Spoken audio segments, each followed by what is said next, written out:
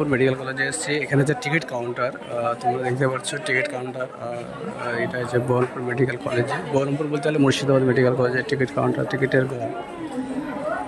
Totally এদিকে প্রচুর পরিমাণে মানুষ যারা টিকিটে কাউন্টে যারা রুগীরা এসেছে। এখন বর্তমানে কম এসছে, এখন কিছুক্ষণের পরে যেমন লালগোলা বহরমপুরে ট্রেন ঢুকবে, তখন কিন্তু এখানে প্রচুর পরিমাণে ভিড় আর লোক হবে।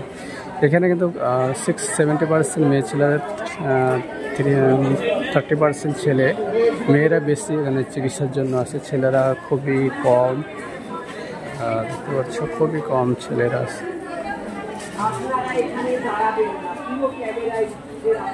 খুবই পরিস্থিতি খারাপ, খুবই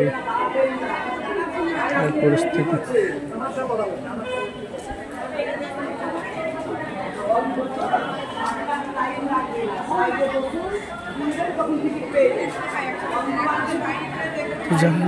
আর এখানে পরিস্থিতি যে গোবর সবর এই অবস্থা, পরিষ্কার করার লোক নাই।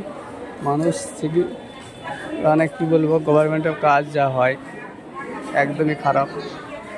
যারা চাকরি করে কোনো কাজের না, শুধু বেতন তুলো খাও, বেতন তুলো খাও, বেতন তুলো খাও। পরিস্থিতি হচ্ছে এরকম জায়গা, কিন্তু যত্ন নয়। যখন ভেঙে পড়ে যাবে তখন ও যা। তো কী করে মমতার কী দোষ দেবো? মমতার তো দোষ নয়, মমতা তো ভালো ভালো। দেখো এই বিল্ডিংটা কত সুন্দর হয়ে আছে, এই বিল্ডিংটায় কোনো প্রবলেম নাই, কিছু না, খুব সুন্দর। ওনার এখানে কেউ থাকে, ওদের বিল্ডিংয়ে কোনো প্রবলেম নেই। কিন্তু যদি রোগীরা থাকে তাদের হসপিটালে, তাদের বিল্ডিংয়ের পরিস্থিতি এরকম।